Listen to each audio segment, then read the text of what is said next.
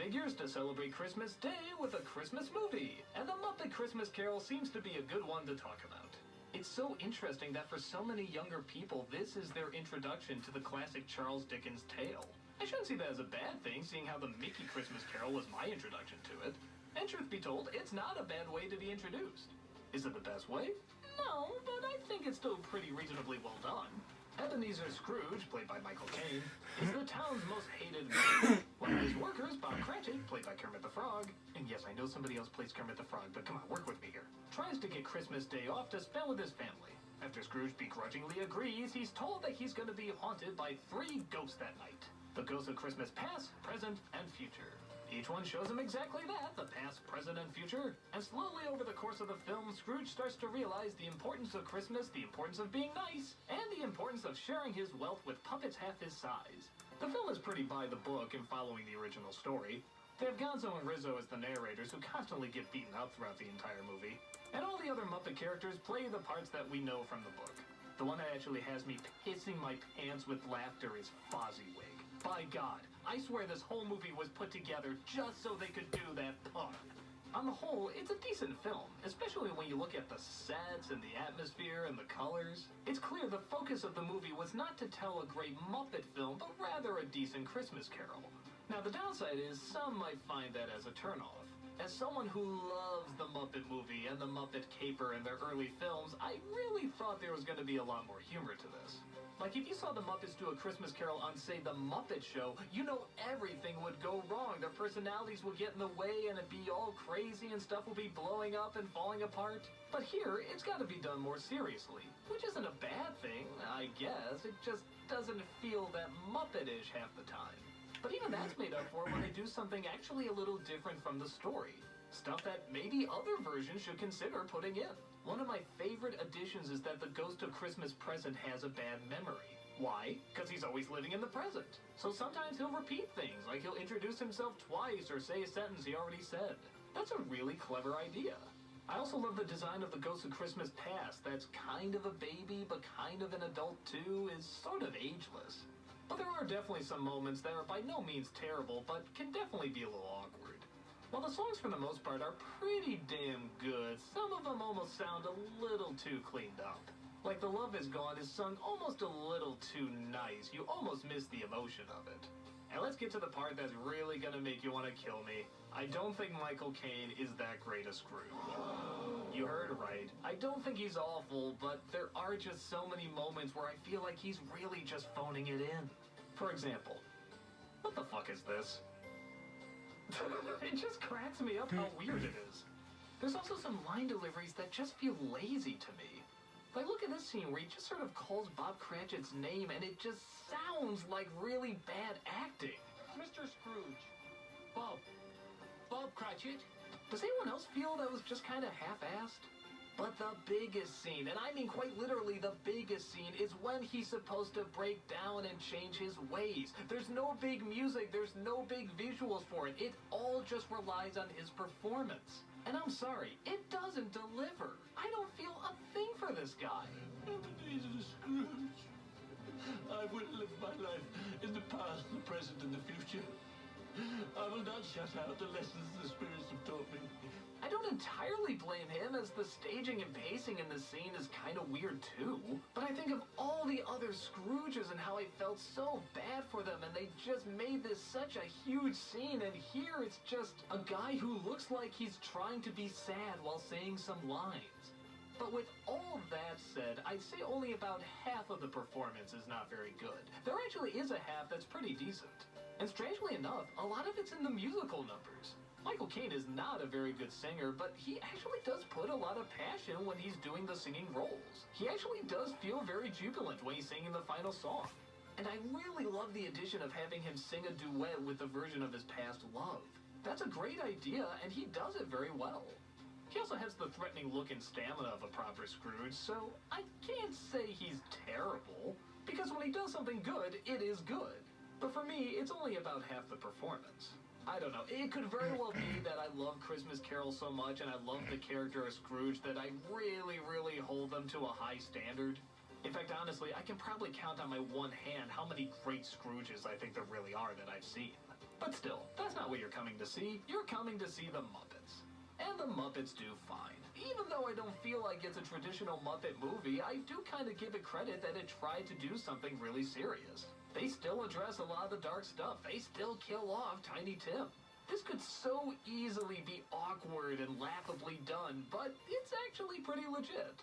And yeah, like a lot of people, I watch it every year too. It's a strange combo, but a decent one. The kids will enjoy the puppets, the adults will enjoy the jokes, and the Christmas lovers will enjoy Christmas. Have a wonderful holiday and possibly pop this film in.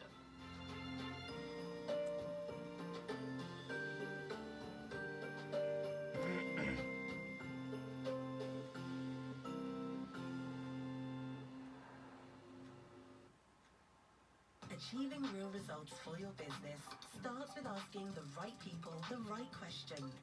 Hello everyone, my name is Tamara Chambers, and this is Tamara's Never Seen.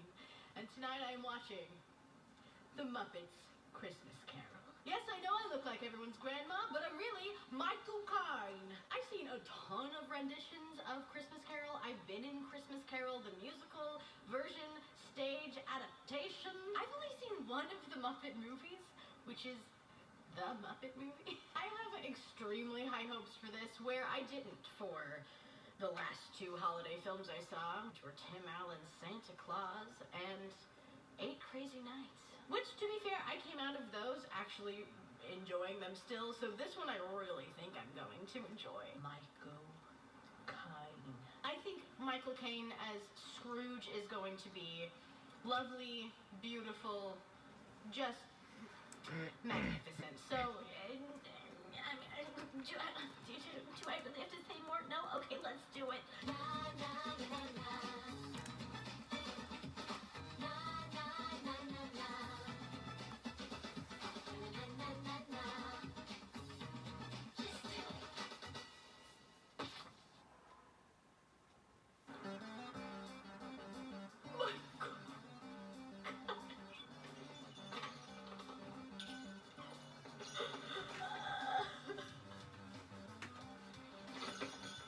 Tree topper, not a head topper. What is a bad Muppets movie? Because I've seen two, and both of them were 10 out of 10 fantastic. Just exactly what the doctor ordered if he ordered movies. I don't know, guys, listen. This was made in 1993. It feels so relevant now, so not dated, whereas the other early 2000s, or early 90s Christmas holiday films that I've seen already, for Tamara's Never Seen Holiday Extravaganza, which that's not a thing, but it should be. December is now called Tamara's Never Seen Holiday Extravaganza. I'm never going to remember that.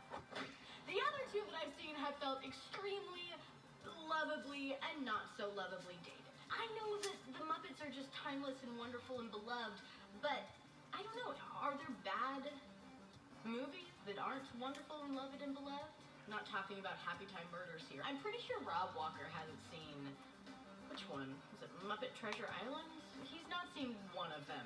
We're gonna watch that shit. I'm so pumped on the Muppets. It's a terrible sentence, I'll never say it again. Hello, and welcome to the Muppets Christmas Special. I'm here to tell the story, and I'm here for the food.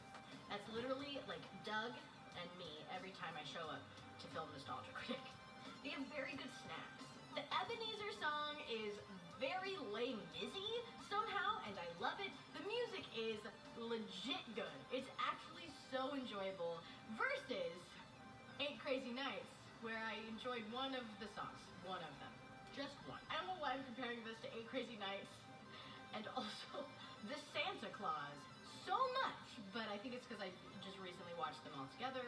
Don't you love how my Michael Caine hand moves when I squat my head? Wow, that was a really good Michael Caine, Tamara. Thank you, I know. Speaking of, my next note is, oh, holy young Michael Caine, Batman. This is just adorable. I'm so happy. I feel so Christmassy, and all is right in the world. Thank you, Michael Caine. I don't know how many more times I'm going to say Michael Caine in this review, but at least 100. So, gear up, guys. It's kind of hard for me to do an episode of this other than just saying, it's good. It's cute, the Christmas theme, because everyone knows the story of Scrooge, so I can't like go beat by beat kind of what happens. Nothing really sticks out in the story. The characters do, and the writing does, but I mean, you know, even the writing, it's the characters you know, it's the writing you know, it's the story you know. It's all the Charles Dickens classic, A Christmas Carol. So there's not much to say on that end. It's just all really in the details of the characters and how they tell it and how they sing it and how they express it and the puppetry. Oh, puppetry. I've been watching a lot of Netflix Christmas specials recently because they're fun as hell. Listen, masterful. Damn. But this, comparatively, is so much better. Not that those aren't amazing. They're a different kind of amazing. A lesser amazing. You know what I mean? That being said, though, it is still a great twist on it. It's not exactly verbatim the story that we know and love. Like, the first ghosts show up, and it's Jacob and Robert Marley. It's the critics, and it's really great. It's super fun. They are Christmas past, and they sing this amazing song, and it goes something like, freedom comes with giving love, and prison comes with hate. That shit is real. It got me in the heart. It's really good. I love the lessons that the Muppets teach. Oh my gosh, I'm saying something that literally everyone agrees with and already knows, and I'm just having this realization now. And it's not like I'm not bringing anything to the table with this reaction. I'm just like, I'm filled with love. Also, the narrators are really great. It could have easily just been the characters straight up and not had a narrator or two narrators, and the narrators are perfect. Gonzo and Rizzo, right? The adorable mouse. I want a rat so bad, you guys. Every time I see a rat as a character, I'm like... Another note about rats. The mice are so cute. Give them to me. It's another note I put. Great. Christmas present arrives. Jolly, huge, great red beard. Who doesn't love a red beard? Colorblind people. Just thought of one. Okay. Ghost of Future comes, which is, you know, scary and amazing. I kind of cast them out. Past would be Doug Walker. Christmas present would be Rob Walker as Santa Christ. And Christmas future would be Malcolm as the Devil. And then probably Hyper Fangirl would be the nephew, the excited nephew. And all the rats and mice, probably. Then the Ghost of Future shows the Tiny Tim part. I cried at the Tiny Tim part, which is a scene I've seen played out at least 10 times in my life. At least 10 times in my life of 27 years I've seen, and I cried at it. That's not good writing, I don't know. There's a great quote in the movie, these events can be changed. A life can be made right, from the Ghost of the Present. And I just wrote, you should comment that on all troll posts. These events can be changed. Your life can be made right. Stop being a dick. And then Michael Caine sings. And I just wrote Walter in parentheses. If I had more time with this was going to be a whole to-do. Well, my good heavenly Christmas God, that was so sweet. The original songs were amazing. The puppetry, obviously, really, really great. The sets were really cool. I loved the twist on it. I thought it was just super wholesome, super sweet, super Christmas classic that I have somehow missed.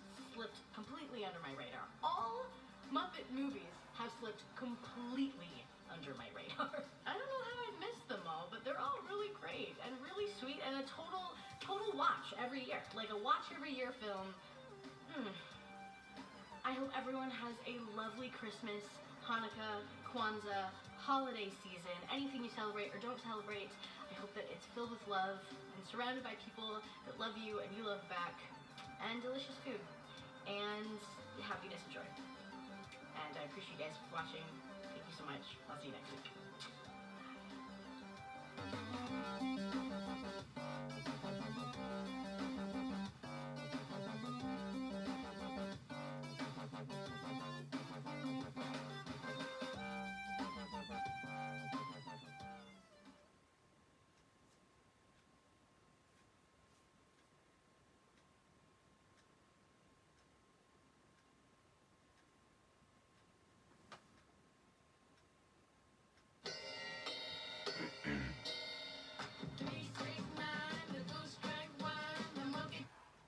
NordVPN, the best VPN there is. Take back your online privacy today.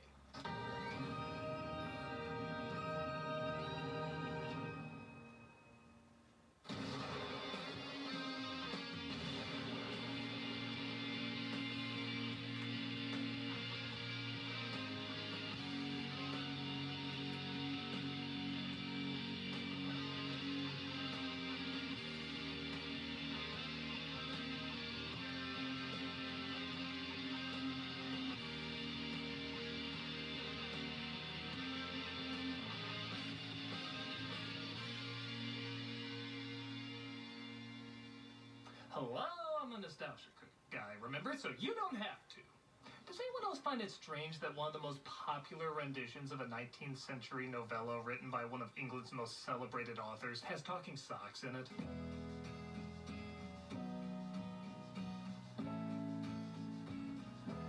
Despite being released in 1992 and underperforming at the box office, Muppet Christmas Carol has become a beloved film for many, as it was the first version of Christmas Carol many kids saw growing up.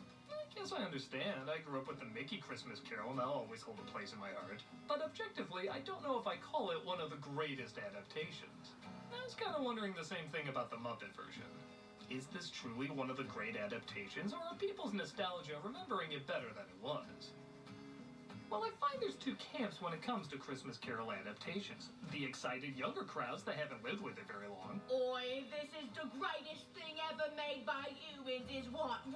And the older crowd who have seen it so many times they're sick to death of it. Oh my God, enough already. How many times do I have to hear Stick of Holly through his heart? Oh, you just need a visit from the ghosts of Christmas. Blow me, Pip. And then there's a smaller group of people like me, the Christmas Carol snob. Well, there goes my new character. Now what am I supposed to do to pass the time? Ooh, Bolero! I'm one of those people who loves the story so much, I've never seen what I consider a definitive version. Some come close, but they all have problems here and there. With that said, I'm also one of those people who can always find something good in every version. Even if it's an awful rendition, just a basic telling of the story still brings a smile to my face. If Mr. Magoo and the Flintstones time travel to do a crossover, I'd probably find something of value in it. Somewhere within all these different viewpoints, there must be a way to figure out where the Muppets fall in this lineup. So whether you're the cheerful optimism of the season, Tiny Tim is the most delightful tadpole he is, pimple and blotch. the tired fury of tedium, Do you know how long frogs live? 10 years. Tiny Tim's dead. or someone in between, this is the Muppet Christmas Carol. We begin with the most 1992 logo, a CG laser carving out the face of Kermit the Frog. Yeah, Muppets are badass now. Remember when Sesame Street opened with Big Bird walking through an explosion? One of the things I like about this film is right off the bat, the set kind of looks like a Muppet. It's a smaller, simpler version of what you're used to, and it clearly took craft in making, but it's also enjoyably cheap looking. It's clearly not a real town, it's not even a miniature, it's a medium-ture. This is done so that people and Muppets can exist on the same floor while still looking cinematic. I actually argue this is the first Muppet film to have interesting angles. Sometimes the others had variations, but for the most part they were shot straight on. And I get it, they were thinking about hiding the puppeteers. But in this one, the shots weren't altered to make the puppets work, the puppets were altered to make the shots work. Part of the reason being this is the first Muppet film to use CG to take out the puppeteers. Which is a good way of advancing the technology, but still keeping that low-key look. With that said, though, everyone moves in accordance with the Muppets, which has always been part of the charm. Look how small Scrooge's steps have to be. No one walks like that. He has to make 4 feet look like a mile. In reality, he's on a plank with the puppeteers below him. It looks a little weird, but you feel the effort and dozens of hours put into every shot because of it. But okay, I know I'm talking a lot about the technicals. How are the Muppets themselves? Well, they still got those cute one-liners. Hey, I'm being stolen! Hey, help me! Help me! Ah, yes, back when this was the only property Disney acquired. Haha, we're looking to get SpongeBob next! Gonzo is introduced as the author/narrator Charles Dickens. Hey, wait a second. You're not Charles Dickens. I am too. Look at my nose and tell me that's not my name! The songs are really good, written by musical legend Paul Williams. There goes Mr. Outrage. There goes Mr. Sneer. He has no time. Puppet is using puppets, I just shit myself. But you might have noticed something a little different about this Muppet project compared to the others. It surprisingly takes itself seriously. In the past, the idea was whenever the Muppets would tell a well-known story, their larger-than-life personalities would screw it up somehow. They'll still be hard, but you usually watch them to see how not to tell the story. Here comes the beautiful horse-drawn coach you've all been waiting for.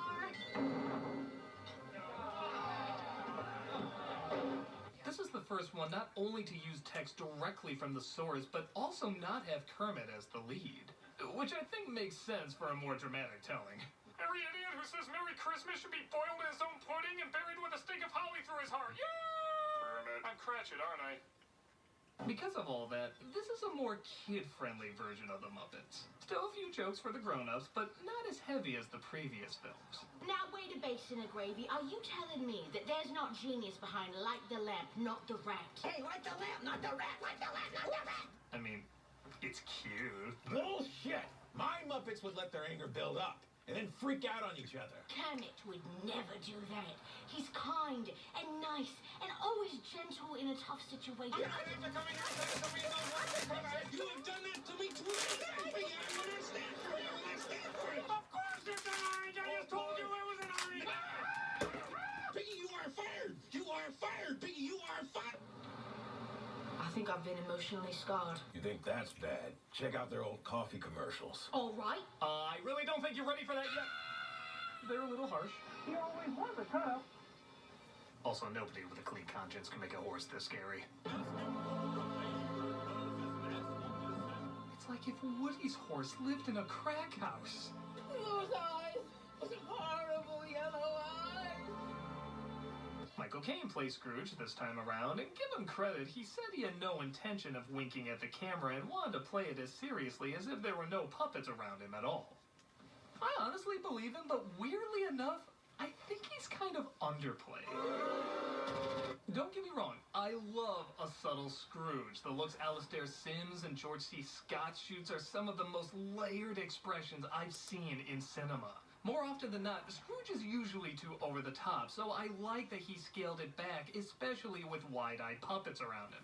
But that means when he does have to be expressive, it comes across as a little odd. December is the foreclosure season. Harvest time for the moneylenders. That was a face like he just let out a fart. Harvest time for the moneylenders. He seems to have weird inflections at weird moments. Mr. Scrooge. Bob Cratchit. He said that like he hadn't seen Cratchit in years. Bob Cratchit. From 8 hours ago. Where have you been all these minutes? And then there's this. This is my favorite thing ever. What is this? It's so awkward. It's amazing. I want to marry this. I want to have this scene's baby so Minnie Dr. Evil's doing the Macarena will populate the world. I love you, scene. Come on, just do me. Do me, scene. What are you? Now, before you kill me, I don't think he's bad. He actually has some of my favorite scenes from any Christmas Carol. I think I've just been spoiled by so many Scrooges that I judge them a little harsher than I would other performances. But objectively, I know he works well enough. He's still cold, domineering, and has to pretend people's hands are their faces. That can't be easy. So don't worry, I'll point out the good stuff. But as a comedian, I can't stay away from stuff like this. We're from the Order of Victoria Charity Foundation. We'd like to speak to you about a donation. I would love some eyes. Some of us are endeavoring to raise a fund for the poor and the homeless. We're collecting for drug addicts. As you can see, my partner has been on cocaine since birth. This is the door. You may use it. Oh, dear. I can't be the only one who thinks Beaker flicks him off there. Maybe that's why he beeps all the time. It's just all his obscenities being censored. Bitch! Penny for the song, Governor?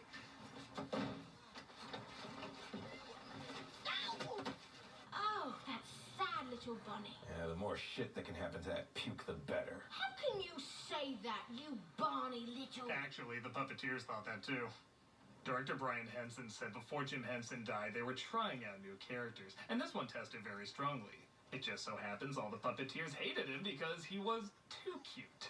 This kind of pandering might have worked at Sesame Street, but this was the Muppets, goddammit! So, every chance they could put him in some form of misery, whether it's slamming the door in his face, throwing things at him, or letting him freeze in the cold, they worked it in. I'm not gonna lie, knowing that actually makes his scenes a lot more entertaining. Now that's the stuff I like. That is jolly awful. Oh, come on. Did you see their outtake when Tiny Tim died? May I have his dinner? You're ruining Muppets for me. That's strange. Usually Disney does that. Scrooge lets Kermit the Frog as Bob Cratchit have Christmas off, so him and the bookkeepers celebrate. The world is at her best, you know, when people love and care. All right, boys, let's spread some disease. There's something in the wind today that's good for everyone. As much as I enjoy this song and the overall atmosphere, with the puppets and the Christmas decorations, does anyone else feel like this is a McDonald's commercial? Tell me you couldn't see Muppet Happy Meals at the end of this. Till Christmas Day. Scrooge makes it home and is approached this time by a pair of Marleys, portrayed appropriately by Statler and Waldorf. But I don't believe it. Why do you doubt your senses? A slight disorder of the stomach can make them cheat. For months I've been eating at Arby's and I've been seeing these foam puppet people everywhere. There's more of gravy than of brave about you. More of gravy than of grave? What a terrible pun! Where do you get those jokes? Wait, I remember where that's from. Bah Hum Dark. It's good to be heckling again. It's good to be doing anything again. The gravy joke was better. They sing, of course, about how Scrooge will be haunted by 3 ghosts who will try to save his soul from an eternity of chains and Crypt Keeper jokes. We evicted the entire orphanage, all standing in the snowbank with their little frostbitten teddy bears. I'll let the fact that the other is technically named Bob Marley override some of these.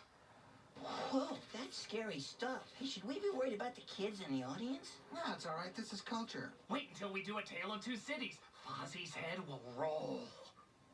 As foretold, the ghost of Christmas past appears that night. Are you the spirit whose coming was foretold to me? No, I'm Dominoes. Of course of all that stuff you just said. A touch of my hand and you shall fly. You look like one of those babies that shits charms. Spirit! Yes? Nothing. There's a dildo-nosed Smurf and a hairy poop who hooked onto my balls. Are they part of the tour? Seriously, why was that written? Spirit, yes, nothing. She takes him to the past where he revisits his childhood. I kind of love this kid playing young Scrooge because he only has one line, but he says it like he's the only one who realizes he's talking to puppets. You become a man of business. I'm looking forward to it, Headmaster.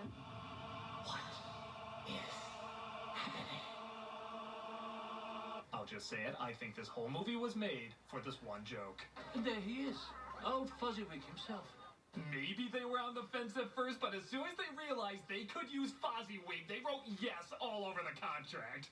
This is followed by the second biggest laugh, Animal not playing the drums and forced to instead tap the triangle. That could be an ad for depression medication, it's so sad. Depression is a serious medical condition that can take so much out of you. Young Scrooge meets a girl named Belle, and years later they part ways due to his love of business over her. I love you, Bill. You did once. Now, depending on the version you have, this may lead to... The most unfairly cut song in cinematic history. The cheesiest fluff crap in a film filled with fluff crap. The divisive When Love Is Gone. Love is gone. Love is gone. This was cut from the theatrical version, put back in for the VHS release, and then taken out again for the DVD transfer. People either love or hate this song, and once again, I'm somewhere in the middle. Bottle and stopper, how can you be? 'Tis a wonderful and heartbreaking melody. She's friggin' smiling while she sings. What kind of psycho bitch smiles while dumping someone? Really, that's never happened to you. Only 4 times a year. Both are right. It is a very nice song, but the orchestration and almost happy way she sings it makes it come across very corny, even for a Muppet movie. Its saving grace is when Kane joins in. Yeah, I know I ragged on him a little bit, but this is one of those moments where he really nails it. He sings her words, both remembering and justifying the truth behind them, causing him to tear up when he realizes what he lost. It's actually one of my favorite moments in any Christmas Carol. And yes, some dreams come true. And yes, some dreams fall through. This is what pushes it to leaving it in for me. Because without it, what's Rizzo even crying for? The less than 1 minute of screen time the two share together? Oh, that was a riveting 53 seconds. I don't know, it's not a perfect moment, but there's too many good things in it to cut out. Why do you delight in torturing me? You know I sing like a Cockney William Shatner, yet you gave me 2 bloody songs. I'm gonna have Katzenberg cut this number.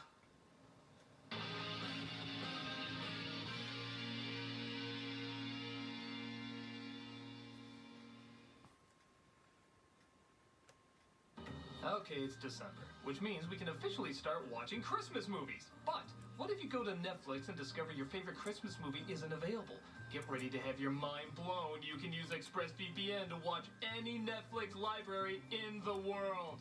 This weekend I used ExpressVPN to stream a Christmas classic, the UK version of The Office Christmas special on Canadian Netflix. It was so simple, I just opened the app, hit one button to change my location, refresh Netflix, and that's it. See, ExpressVPN lets you control where you want sites to think you're located. You can choose from almost 100 countries, so just imagine all the Netflix libraries you can explore. And of course, it's not just Netflix. ExpressVPN works with any streaming device, Disney+, Hulu, BBC, iPlayer, you name it. There are hundreds of VPNs out there, but the reason I use ExpressVPN to watch movies and shows is because it's ridiculously fast. There's never any buffering, and you can always stream in HD. ExpressVPN works with all your devices too, including phones, tablets, media consoles, and smart TVs. So you can use it to watch whatever you want, on the go or the big screen. And if you visit my special link right now, expressvpn.com/nostalgiacritic, you get an extra 3 months of ExpressVPN for free. Support the show, watch what you want, and get your holiday fix at expressvpn.com/nostalgiacritic. I'm an elf.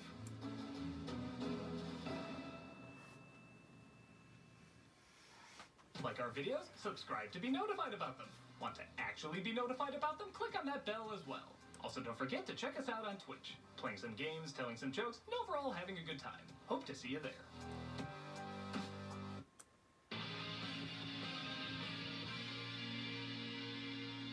Scrooge is returned back home, but he gets another visitor. No, I knew I shouldn't have licked Kermit before shooting. Come in and know me better, man. My God, he looks like Jabba the Hutt melting into that princess from Brave. Did I already say that? You did. This is the Ghost of Christmas Present, played by a Jim Broadbent impression, who has one of my favorite additions to this character, a bad memory. You're a little absent-minded, Spirit. My mind is filled with the here and now, and the now is Christmas. That's actually rather brilliant. I'm shocked more adaptations don't work that in. I also like that Scrooge legitimately gets along with him. It adds something different, and it makes sense he would lower his defenses a bit as he changes through the night. It totally makes you forget the Cabbage Patch demons you convinced yourself were cute. It is the season of the heart. He sings It Feels Like Christmas, and yeah, I won't talk about this dance again. Well, one more. I love it when he's like, oh, got to move, and he's like, oh, I almost tripped, but I didn't. It was a dance. And we get a nice crane shot revealing this couple walking down alleyway, realizing it was the end of the set, so they stand there awkwardly. I wish to see friends, kin. Show me family. Scrooge is taken to his nephew's house, who invited the SNL Muppets, and they have some fun at his expense. An unwanted creature. It's Ebenezer Scrooge. Yes! It was at that moment that Ebenezer vowed to murder his nephew and his entire family. Oh, what a jackass that Ebenezer seems like! Wait a minute! You're Ebenezer! Did I say what a jackass that Ebenezer seems like? Wait a minute! You're Ebenezer! Did I say? They next visit Bob Cratchit's house, and we see that Miss Piggy plays his wife. It smells so good, Mother. It does, doesn't it? Never do that again, Piggy. We also see Tiny Tim, who not only has a terrible cough, but also has to walk with a crutch and an extra wire on his hand. Such a meager feast, but very much appreciated. That awkward moment when the family is starving so much, Piggy is forced to make a Sophie's choice and eat one of her daughters. Though to be fair, she does know someone who can do frog legs. God bless us, everyone. Life is full of sweet surprises. Every day's a gift. Okay, I'm just gonna say what you're not supposed to say. I don't like Tiny Tim in any adaptation. Cockney phrase. I'm starting to like this guy more and more. But he's surprisingly a tough character to adapt.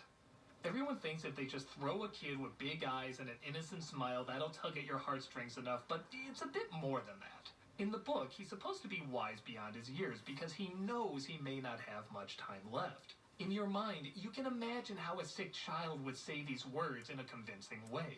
It's very difficult to translate that to screen without it looking too Jesus-y.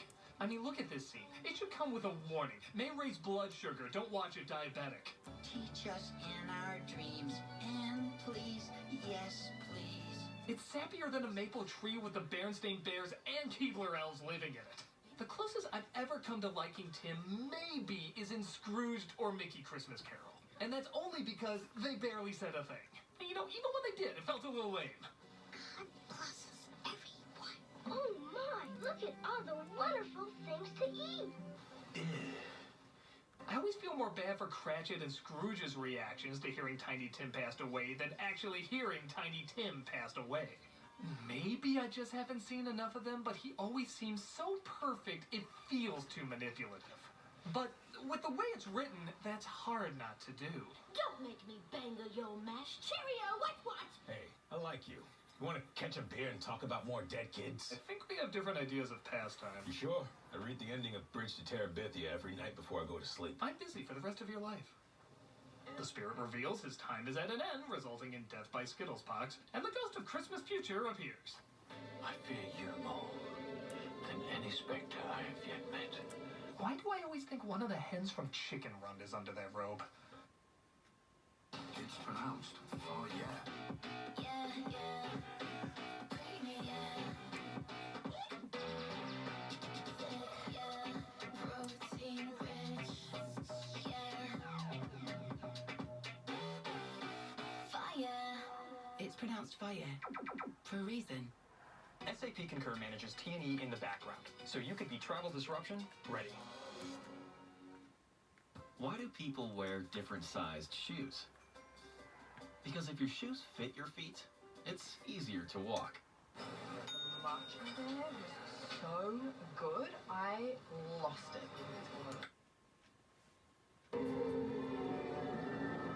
They travel via Mortal Kombat portal and find the future has disregarded all that Scrooge held dear. Mainly himself. I'd just like to know what he's done with his money. Wouldn't we all?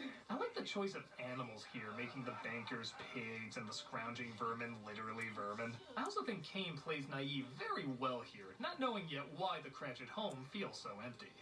So quiet. Why is it so quiet, Spirit? Did a screening of Appy Time Murders just let out?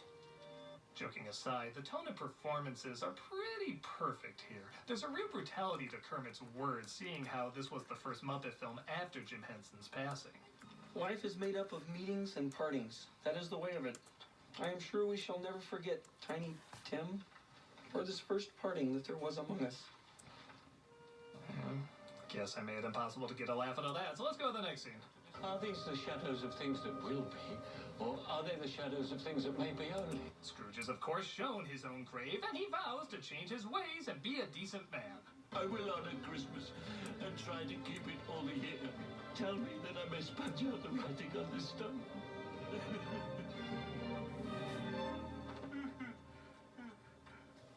Okay, so for years I always saw this as very anticlimactic. I don't need him screaming, falling into the grave like other versions, but my heart's not even racing at this moment, and for a long time, I couldn't figure out why. At first, I thought it was Kane's performance, but the more I watch it, he does fine.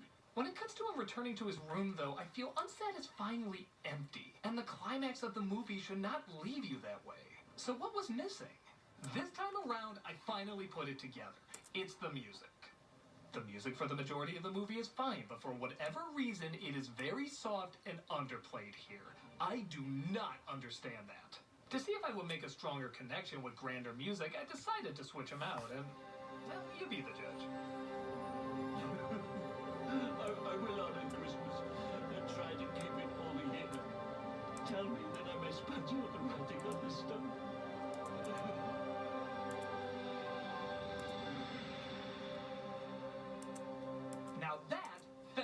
climax. The following scene, Scrooge finds himself back at home and in the present. Oh, heaven in the Christmas time be praised for this day. I say it on my knees, Jacob and Robert, on my knees. Oh, it's that kind of movie. Oh! Okay, I can't be too mean, as I actually really enjoy him singing the song Thankful Heart.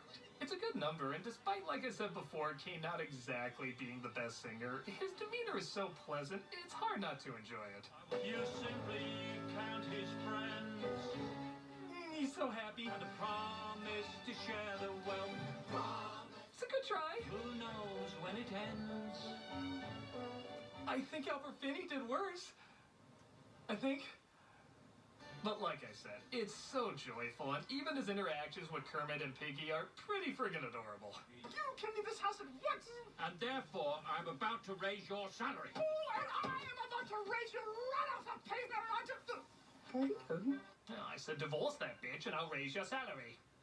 They sing a reprise, or first rendition, maybe, of When Love Is Gone, called When Love Is Found, and they, of course, have a Merry Christmas. And Tiny Tim, who did not die... Oh, isn't that swell? He was ran over by a carriage the following year. Poor kid never played Frogger. So, with all the problems you pointed out, and the millions of other versions, was this as underwhelming as you expect? I don't know. Think it still works pretty well. What? Oh, jolly apples and pears, jolly. Shut up. I don't think it's one of the greats, but it does have some great elements in it. I'll admit, I would have liked a version similar to the old Muppet days where everything goes wrong and it's geared a bit more towards adults. But I'm also happy that so many kids have an intro to this that includes so many lines from the original. They could have gotten by fine not using the text from the book, but they went that extra mile. And at a time when a lot of kid-friendly versions didn't do so. The problems I have are not major ones, certainly not anything I would describe as awful. They're just a touch off sometimes. The moments that work not only work, though, but they add a lot of little touches that go a long way.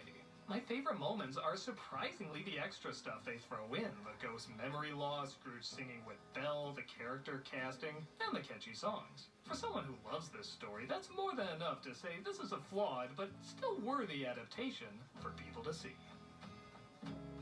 Come on, it's awful and you know it. Okay, this is going beyond being sick of Christmas Carol. You have a legit hatred of this movie. Well, yeah, I was supposed to play Scrooge.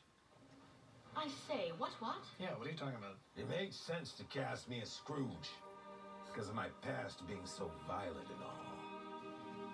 Violent? But they preferred a human actor, not someone who wanted to spread the word about a certain beverage. What the jolly are you talking about, you bloody wanker-tanker?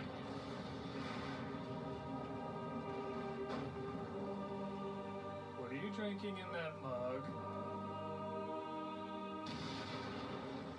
Wilkins coffee. Of course, you are going to be the stars. You can spread the evils of Wilkins coffee. You know, a house isn't a home without Wilkins coffee. Well, you're not going to get away with it this time. I know what's going to happen because I have my own ghost of Christmas future. I hate to tell you, but you don't have a future. Wilkins is still evil. Run!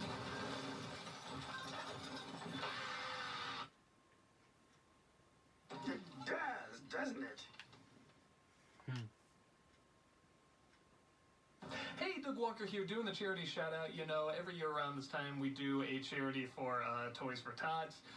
You know, around this time, you know, a very popular charity. And every year, I share the story that happened while we were shooting an episode, years ago, at the old location. So I'm just going to share a story again, just cut to the video of me talking about it, because it is a funny story. And, of course, it's a great charity, so here you go. Hey everybody, Doug Walker here doing the charity shout-out, and I have a funny story for you. When we were shooting this review, we were outside about to shoot a scene with Nostalgia Critic and Santa Christ, and this car pulls up, and they pull right into our parking spot, and we don't recognize the people, and they get out, and we say, "Can we help you?" And they say, Toys for Tots. I'm dropping off Toys for Tots. No, we're not Toys for Tots. And they're looking at us like, "Are you sure?" And we said, "Yeah, we're sure. Why would we know where Toys for Tots are?" And they said, "Well, because you got a guy dressed like Santa Claus there." Unrelated. Amazing. Totally unrelated. So Bizarrely enough, they were driving around looking for toys for tots, and we happened to come outside with a guy dressed as Santa Claus. What are the chances? And I took it as a sign. So the charity we are doing this week is Toys for Tots. A lot of you have heard this charity before. This is a charity that gets toys to kids who are not able to have toys this Christmas. A lot of people donate in December, but for next year, it's good to know that they actually start in October and November as well. The more toys they can get, the more kids can have these toys. And these are children that either come across hard times or the parents come across hard times and are unable to get gifts. I mean, there are so many people out there that are just going through such rough patches right now and just are not able to do something that every kid deserves. Every kid deserves to have presents around Christmas time. And these are people that make it happen. It's of course done by the Marine Corps, but they also have so many good sponsors behind it. They have Disney, they have Macy's, they have Toys R Us. All these people try so hard to raise awareness, and you see that poster everywhere of Santa with the Marine uniform in the closet. And if you even go to their YouTube channel, Marine Toys for Tots, you'll see that so many kids benefit from this, and so many celebrities get behind this as well. And it's just a good cause because every little kid deserves presents on Christmas. And by donating toys or money to this wonderful charity, you can help make that happen. So whether it's donating online or just driving around until you see a guy dressed like Santa, please definitely take the time to look into it, buy a gift for a child less fortunate, and help them have a wonderful holiday. Donate to Toys for Tots. Yes, They're it's a good organization. Santa Christ approves.